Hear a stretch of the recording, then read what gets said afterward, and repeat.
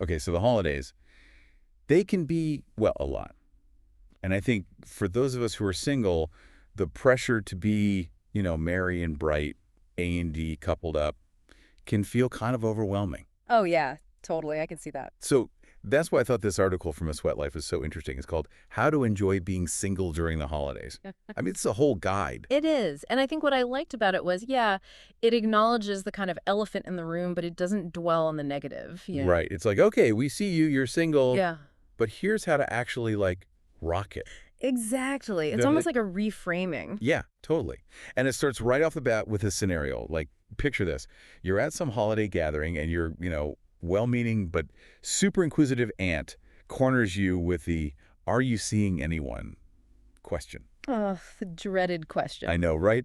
But the article has these witty comebacks that are like gold, pure gold. Oh, I love a good comeback. One of them's like, "Good question, Aunt Carol. Are you?"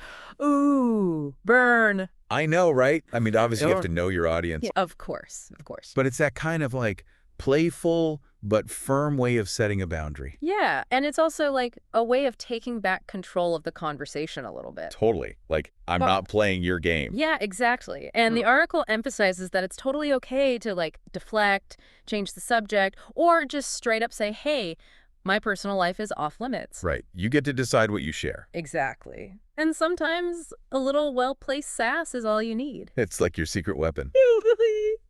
Okay, so another thing I loved from the article is this idea of a plus one, like bringing a friend to these gatherings. How genius. Right. It's instant support system. Yeah, like your own little cheer squad. Exactly. It's not about pretending to be a couple or anything like that. No, no, not at all. It's just having someone who gets it. Yeah. Someone to share those knowing glances with. Yeah. Someone to, help you navigate those awkward moments. Someone who will laugh at your jokes even if they're terrible. Exactly. And someone who could help you make a graceful exit when you've had enough. Oh, that's key. Like, hey, we gotta go feed the meter. Perfect excuse. But speaking of excusing yourself, the article also talks about, the power of saying no to things you genuinely don't want to do. Oh, yes. That's huge. I know, right? It's so easy to get caught up in this whirlwind of holiday invitations. It's like everyone expects you to be everywhere. Yeah, but it's okay to prioritize your own well-being. Exactly. It's okay to say no to the things that drain you. Sometimes the best thing you could do for yourself is just stay home in your pajamas. With a good book. Yes. And a cup of cocoa. And maybe some fuzzy socks. The ultimate self-care. It is. It kind of ties into this other idea that the article touches on, which is reframing alone time. Oh, interesting. Instead of seeing it as something to be avoided or dreaded, what if we saw it as this opportunity for, self-discovery? Ooh, I like that. What if being single during the holidays wasn't a problem to be solved, but, a phase to embrace? Yeah, it's about, what brings you joy. Exactly. It's permission to focus on yourself, your needs, your desires. I'm feeling a theme here. It's a lot about empowerment. It totally is. Okay, one more thing from the article that really stood out to me is this whole idea of, a social media detox. Oh, yeah, that's a good one. Because, let's be real, December is prime time for the comparison trap. Ugh, it's the worst. Everyone's posting these perfect holiday pictures. I know, right?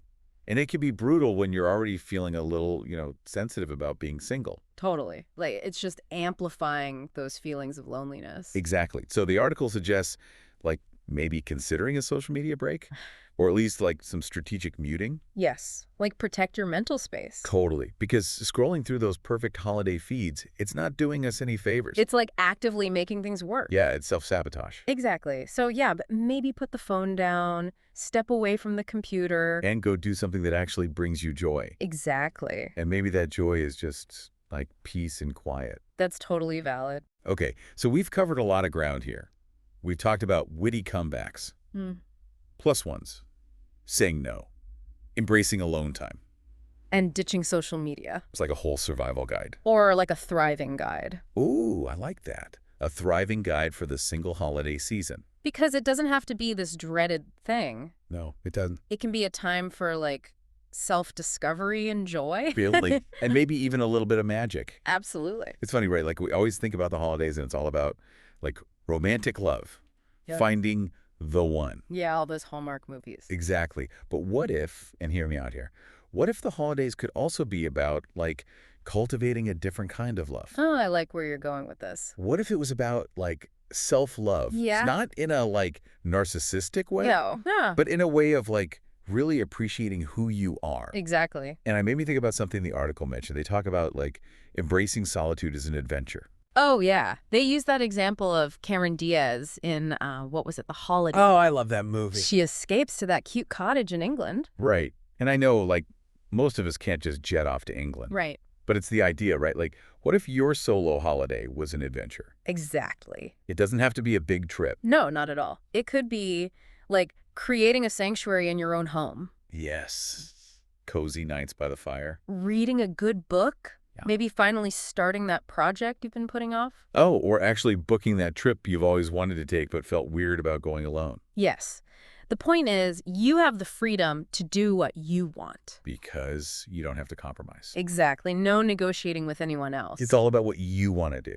Exactly. So instead of, like, dreading being single during the holidays, Yeah. we can see it as this, like, unique opportunity. To explore. Yeah, to grow. clearly. To define what the holidays mean to you. I love that. It's powerful stuff. It really is. You know, this is making me think about, like, my own approach to the holidays. I get so caught up in all the, like, stuff I feel like I have to do. Yeah, the obligations. Exactly. But maybe this year I'll actually try to, like, carve out some alone time. I think you should. See what happens. Even small moments can make a difference. That's true. Okay, so another big theme in the article, and we touched on it a little bit before, but it's all about boundaries. Oh, yeah. Boundaries are crucial. Especially during the holidays. With family. It's a minefield out there. It can be. So how does the article, like, suggest we navigate that? Well, it starts with being clear with yourself about what you're comfortable talking about. Okay, so knowing your limits. Exactly. Like what topics are off limits. So if they come up, you're ready. Right. But, what if someone pushes back? Oh, yeah, the guilt trip. Exactly. So the article suggests a few different things. We talked about humor. Right, deflecting. But sometimes you need to be more direct. Like, actually say the boundary out loud. Yeah. And it doesn't have to be like a confrontation. Right. But you need to be clear and assertive. Got it. Do they have any, like, examples of phrases we could use? Because I always struggle with that. Sure. Like you could say something like, I appreciate you asking, but I'm not really comfortable talking about that right now. Okay, that's good. Simple. Or like, I prefer to keep my dating life private. Oh, I like that one. Or like, I prefer to keep my dating life private. Oh, I like that one. It's short, it's sweet, and it gets the point across. And you don't owe anyone an explanation. Exactly. It's about self-respect. Totally. Okay, so something else I thought was interesting and maybe kind of counterintuitive is this idea of, like, embracing the quiet. Oh, yeah. Leaning into the stillness of winter. Right, which seems weird because, holidays are supposed to be all about parties and, like, being merry and bright. Yeah, it goes against that whole, like, forced cheer thing. Exactly. Yeah. But the article is saying, like, what if we just allowed ourselves to, like, be... To feel whatever comes up. Yeah, not judging it. Exactly. Like, it's okay to have quiet moments, even during the holidays. It's like saying, hey, sadness, you're welcome here, I see you. but you don't control me, Yes. It's acknowledging those emotions. without letting them take over. Exactly. It's about balance. So instead of forcing the cheer, yeah. we embrace the whole experience, even the quiet parts. And maybe, like, those quiet parts are where the magic happens. Oh, that's a good thought. Like, it's a time for reflection, for setting intentions. Yeah, like personal growth stuff. Exactly. And I think that's a beautiful way to approach the holidays, whether you're single or not. It's not about the relationship status. No, it's about the internal stuff. I love that. I'm really feeling inspired to try to, like, create some of that quiet space this year. I think you should. It's like a gift you give yourself. Okay, you know what else I thought was super relevant? Especially for singles during the holidays. What's that? Social media. Oh, yeah. The double-edged sword. It's like a breeding ground for the comparison trap. Especially in December. It's like everyone is posting these picture-perfect holiday moments. Everyone's so happy and in love. I know. And when you're feeling kind of sensitive about being single, it can be, like, really hard to see. It just amplifies those feelings of, like, loneliness or inadequacy. Yes. So what does the article say about this? Well, they actually recommend a digital detox. Wait, like actually logging off? Yeah. Or, like, even just being really mindful of what you're consuming. Okay, so being more intentional. Exactly. It's about protecting your mental space. Because scrolling through those perfect holiday feeds is not helping. It's like self-sabotage. It really is.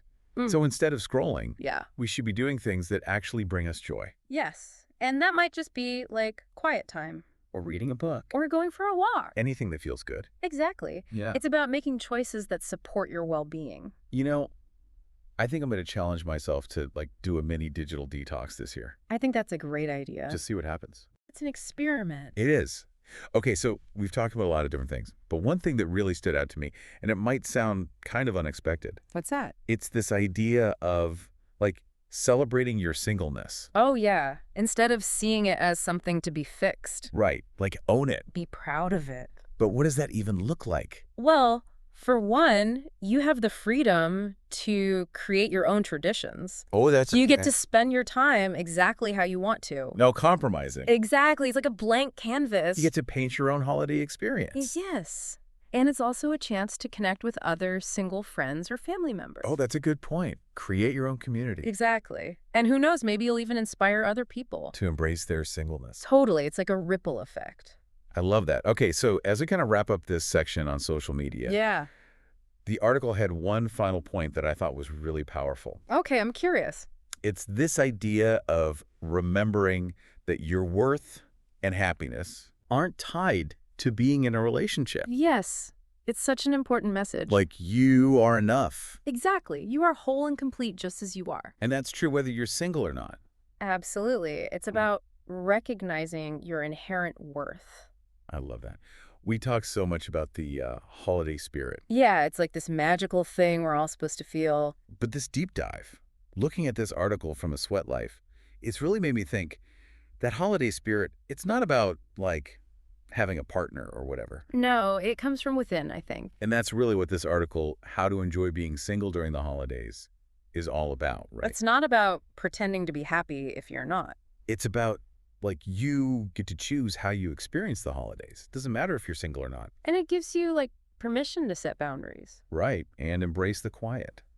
Maybe come up with your own traditions. Oh, and don't forget, have some fun with those awkward questions. Exactly. So the article has great tips, but the main thing is it's about taking back control. You are worthy. Yeah. In your happiness, it's not about being in a relationship. And honestly, maybe by focusing on yourself, you'll find even more joy than you expected. Okay, so I want to end with this. Remember that image from the holiday with Cameron Diaz in that adorable cottage? Yeah. What does your ideal solo holiday look like? Maybe it's a big adventure. Maybe it's quiet and cozy. The point is, it's yours to decide. So as we head into the holidays, remember, you are worthy, you are loved, and you have the power to make this time amazing no matter what. Happy holidays, everyone.